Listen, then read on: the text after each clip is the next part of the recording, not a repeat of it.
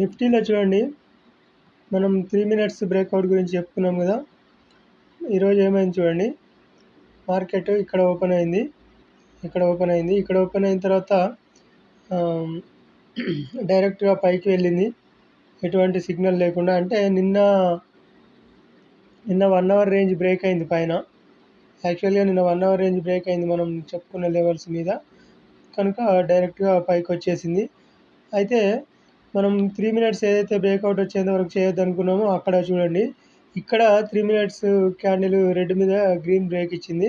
ఈ బ్రేక్ ఇచ్చిన తర్వాత మళ్ళీ పైకి వెళ్ళింది కొద్దిగా, మళ్ళీ రీటెస్ట్ కోసం వచ్చింది, మళ్ళీ ఆ క్యాండిల్ ఆ లైన్ పైనే ఆ క్యాండిల్ పైన బ్రేక్ ఇచ్చింది. ఇక్కడ మనం ఎంట్రీ తీసుకున్నా, ఈ క్యాండిల్ పైన మనం ఎంట్రీ తీసుకున్నా కూడా మనకు మినిమం పాయింట్స్ వచ్చాయి చూడండి. ఆ తర్వాత కొద్దిగా సస్టైన్ అయింది. ఈ రేంజ్ దాటితే కానీ మళ్ళీ మొమెంటం రాదు. ఎందుకు రాదంటే 1 అవర్లో మళ్ళీ ఇంకొక కాన్సెప్ట్ ఉంది కదా.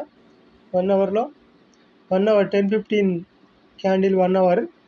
ఈ 10-15 క్యాండిల్ 1 అవర్కి హైలో వేశాను చూడండి. ఈ లెవెల్ దాటితేనే మళ్ళీ మనకు బిగ్ మొమెంటం వస్తుంది, లేదు అంటే అక్కడే తిరుగుతుంది అన్నమాట. ఆప్షన్ చార్ట్లో కూడా మనకి ఎక్కువ ప్రీమియం పెరగదు, రేంజ్ బౌండ్లోనే తిరుగుతుంది. ఇంకెక్కువగా ఉంటుంది ప్రీమియం, దాంట్లో ఇంకెక్కువ రేంజ్ బౌండ్లో ఉంటుంది. స్టాప్ లాస్లు కొట్టేయడానికి ఛాన్స్ ఉంటుంది.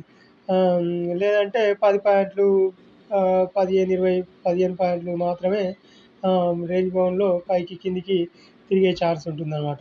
అది ఈ రేంజ్ దాటితే మాత్రం ఖచ్చితంగా మళ్ళీ మొమెంటం ఇంకెక్కువ వస్తుంది. ఒకవేళ ఈ మొమెంటం ఖచ్చితంగా కంటిన్యూ అయితే కనుక మనకి ఈ లెవెల్ ఉంది కదా, ఇక్కడ బాక్స్ వేసాను. ఇది ఏ లెవెల్ అంటే లాస్ట్ ఫ్రైడే రేంజ్ ఇది. ఈ ఫ్రైడే రేంజ్ కనుక పైన క్లోజ్ అయితే మళ్ళీ నెక్స్ట్ వీక్ మంచి మొమెంటం పైకి ఉంటుంది. ఒకవేళ క్లోజ్ కాలేదంటే మళ్ళీ కొద్దిగా సస్టైన్ అయ్యి మళ్ళీ కిందికి రావడానికి ట్రై చేస్తుంది. పైన క్లోజ్ అయితేనే మళ్ళీ పైకి వెళ్తుంది, లేదంటే మళ్ళీ 1-2 రోజులు రేంజ్ బౌండ్లోకి వెళ్ళి మళ్ళీ డౌన్ సైడ్ బ్రేక్ కావడం మాత్రం జరుగుతుందన్నమాట. అది నిన్న మనం ఏదైతే అనాలిసిస్ చెప్పుకున్నామో అదే రకంగా జరిగింది.